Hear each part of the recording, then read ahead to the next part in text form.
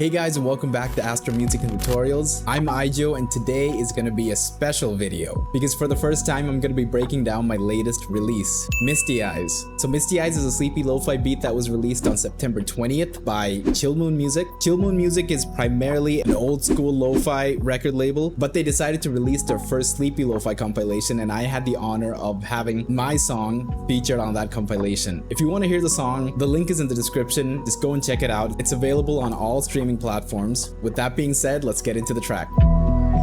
Before we do, for all you book fans out there, I just wanted to make an announcement. I started reading Warbreaker by Brandon Sanderson. I still haven't finished the Witcher series. I'm looking for the fourth book. I can't find it anywhere, so till my local bookstore gets that back in stock, I decided to read a standalone Brandon Sanderson novel, and I heard that Warbreaker was the best. I'm like 100 pages into it, and so far it's going really good. Now, let's get into the video.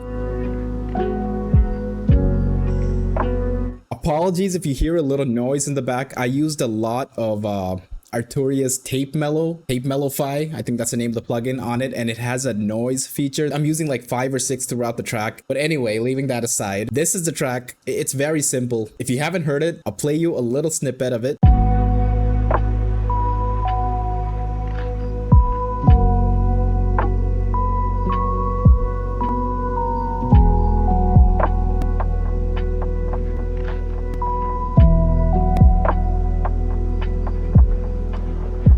That's all I'm playing for now. If you want to listen to the full song, link will be in the description. Apologies in advance. My PC is a bit of a potato, so there's gonna be a bit of lag since I still have my master chain on. If I take it off, it won't sound like the final result, so I don't want to deprive you guys of that. So I'm just gonna keep it on and work through the lag. Anyway, this is the piano progression. This is basically the body of the song. The song revolves around my piano chord progressions, and this is what it sounds like.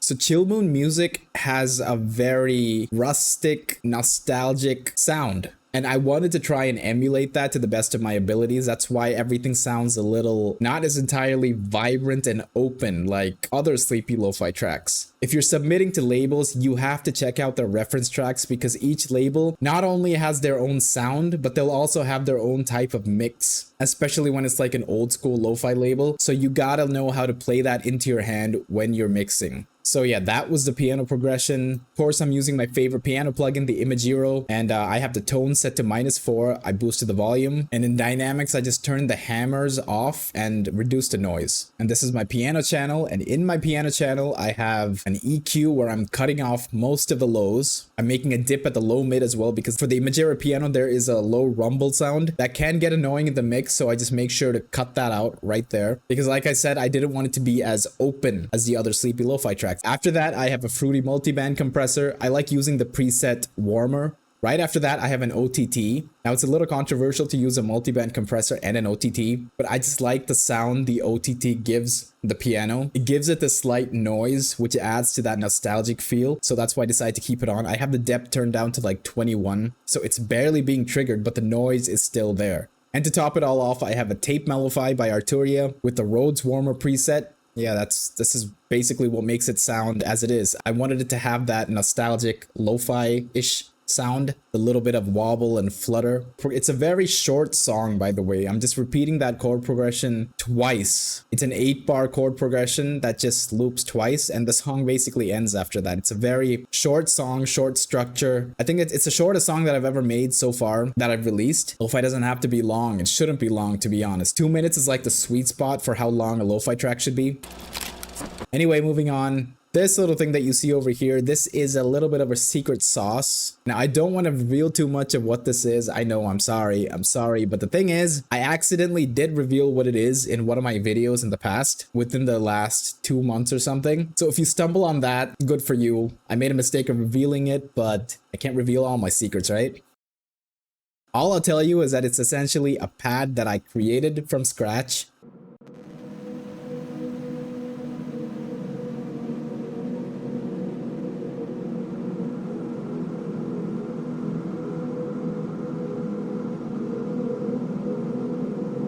Doesn't sound too complicated, right? I mean, anyone can easily make that. You can make it with the pad sound itself, a preset. But basically, it's just following the same chord progression as the piano, giving it a little bit more of a body, a little bit more of reinforcement. It adds a type of unique texture, and I achieved that texture with these two plugins, basically. Valhalla Supermassive, and there's a preset called We Are Stardust. It's kind of like a granular reverb, I guess. It just makes everything into like particles or something. It's very cool sounding. And to enhance that sound, I have this EQ where I'm boosting the hell out of the highs and the mids. That's what really brings out that texture sound. But now that I go back and look at this and re-examine the mix, I feel like this may have been a little too much, because when I listen to the song through the phone speakers, the most dominating sound is this texture, and that's only because of how enhanced those highs are. Because as you know, the phone speaker doesn't pick up bass, it only picks up the high end. So I don't like how dominating it sounds. Like, you can barely even hear the piano progression or the melody because of that. So I have to remember to like tone it down a lot. But it's okay, not every mix is going to be perfect. You may think it's perfect, but when you look back on it in a week or a month or something, you're gonna find some sort of mistakes. And that's a good thing, because that means you're growing as a producer. Next, I have a bass. I'm using the One Shot Jazz bass by Nlove. Nlove is a huge and talented lo-fi artist who has his own sample pack. This is my go-to bass all the time.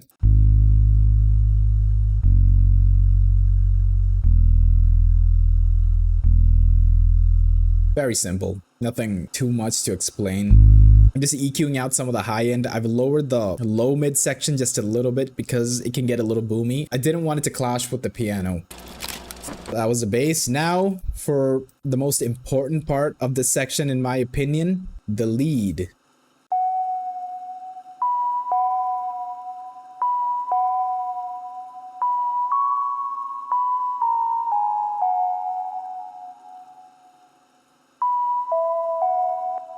So that sound, that beautiful nostalgic sound, is from the Analog Lab. It's a preset called Book of Memories. It's a very, very pretty sound. I have little to no effects on that sound because I thought it sounded so good already. All I have is an EQ severely cutting the highs and the lows. I have it routed to a melody bus. That was because originally I had it layered with another sound and I wanted both of them to be a little glued together and processed together. In the melody bus, I realized that I do have a couple of plugins. First, I have a Soothe. Remember, this is a sleepy lo-fi track, so if you're going to be using high frequency sounds like that nostalgic lead that I just played, you have to make sure that the frequencies aren't too harsh. Your aim is to put the listener in a state of tranquility and relaxation so that they can sleep. The melody is playing in the first half of the song and the outro.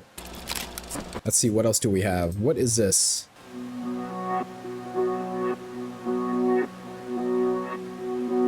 That's some sort of resonating LFO pad. I seem to have resampled it for some reason. Maybe it's so that I could process it better. Now, honestly, I don't remember where I got the sound, but I'm sure it's from some sort of LFO preset. Subtle things like that will really bring character to your songs and just bring them to life. For that sound, I have an EQ.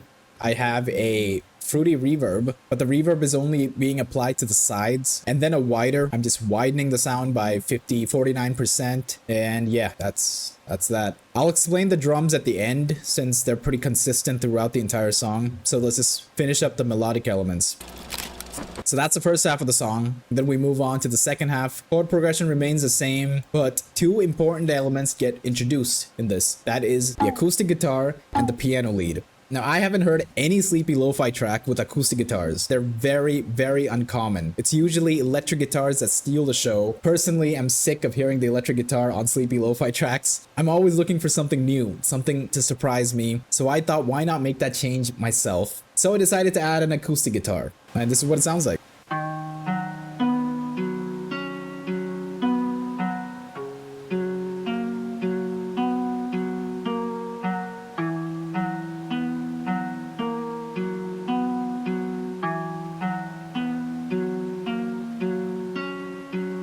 The bass notes are just following the piano chord progression and the melody is just going off on its own on the same scale, obviously, but I've made it in a way that it doesn't clash with the main melodies, just supports them.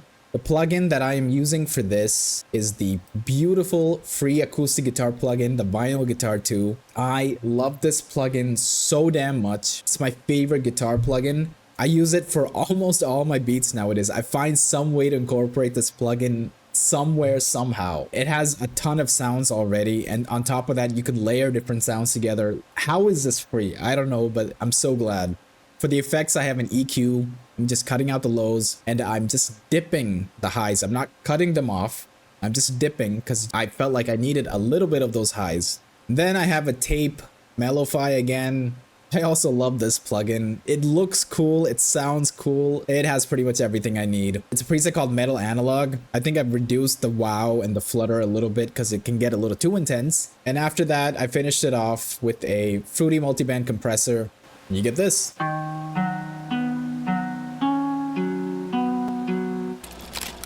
Now for the second most important element in the song, the piano lead. Here's what it sounds like.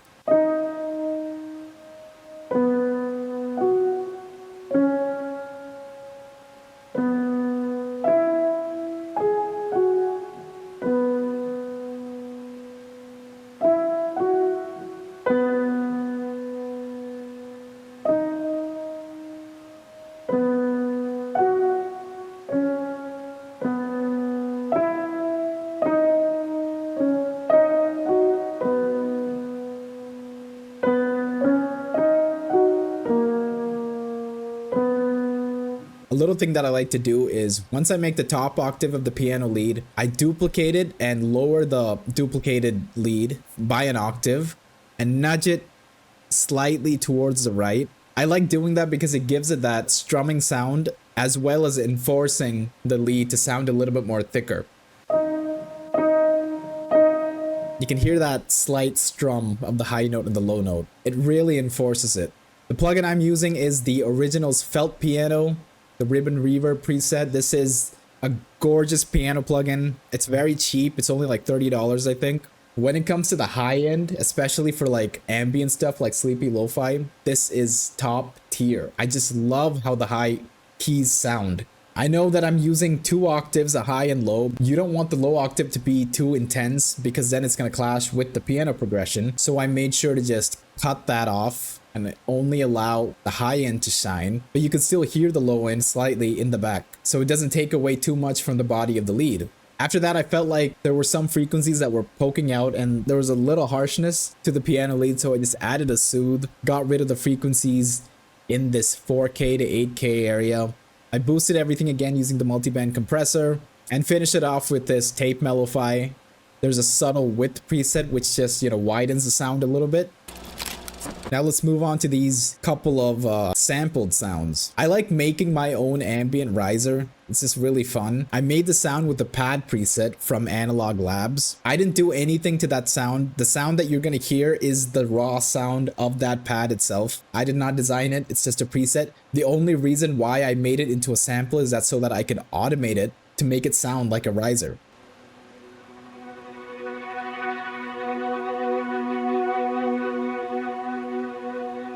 And then after that, this is just the sampled nostalgic lead. Oh yeah, I also added a riser to this as well. So it comes off soft and slowly goes up. So yeah, that's all the melodic elements. Oh, one more melodic element. I have a pad. I'm just playing the root note and the 5th note. I'm using my trusty Labs. Now this was before I updated it, that's why I'm still having this. This is the old Labs, but then you can still find the sound. It's called the radio preset from the piano pads library. This is my favorite pad in Labs. So good for sleepy lo-fi and ambient sounds. It sounds like this.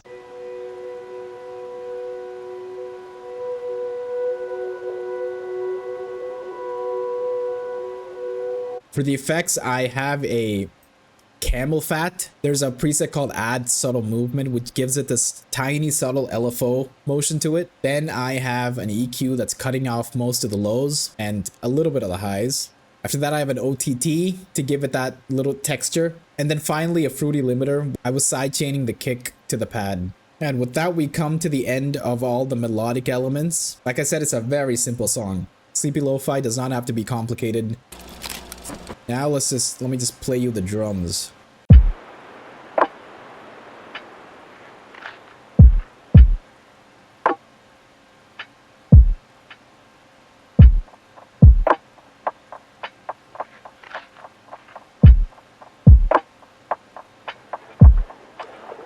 This is one of the most interesting sleepy lo-fi drum patterns I've ever made. I like the creativity that's gone into this.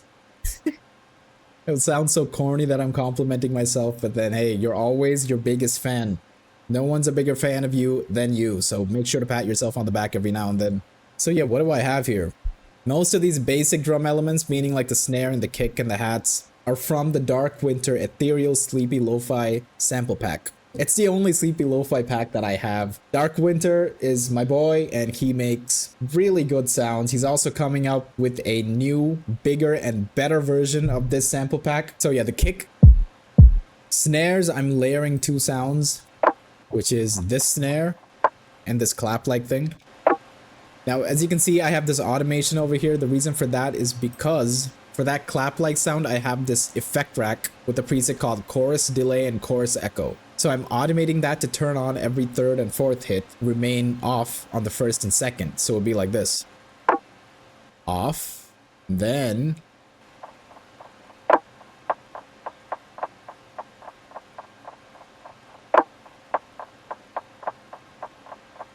and then hi-hats, also from the Dark Winter sample pack. I like chunky sounding hi-hats. This is the basic drums.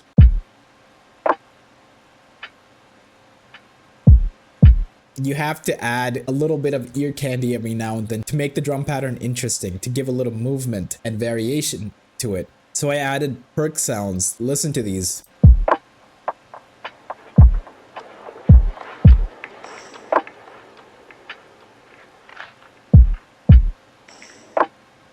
Something cool you can do is when you get these samples, open up their sampler, go to this little knob, turn on the stereo delay. That will just make it sound magic in your ears. Basically, it'll just delay the sound to whatever side the knob is turned to. So it'll create a stereo effect towards that side. The stereo delay in the sampler is one of the most important features of FL Studio. It is hidden in plain sight. It took me a while to find it, but once I did, I never stopped using it. I use it all the time, especially on my drums. Yeah, that is it. That is a full breakdown of Misty Eyes. If you like this video, then I'll start breaking down all my upcoming tracks, no matter the subgenre. I don't just make sleepy lo-fi. I make pretty much all types of lo-fi because I love lo-fi so much. If you don't believe me, this September 30th, I have 2 songs coming out. 2 songs on the same day. One is a sleepy lo-fi track and the other is an upbeat track, which I'm releasing with Dream Hop. If you know Dream Hop, you know their style of music, and you know that it ain't sleepy lo-fi. Go follow me on Instagram or just follow my Spotify profile if you want to keep up with my releases. I'll have all the links in the description so you can go check them out. And yeah, if you like this video, like and subscribe, check out our other videos, and leave a comment. Let me know what you think of the song. The song will also be in the description. It'll mean a lot to me if you could listen to it and tell me what you think of it. And yeah, that's it. I'll see you next week.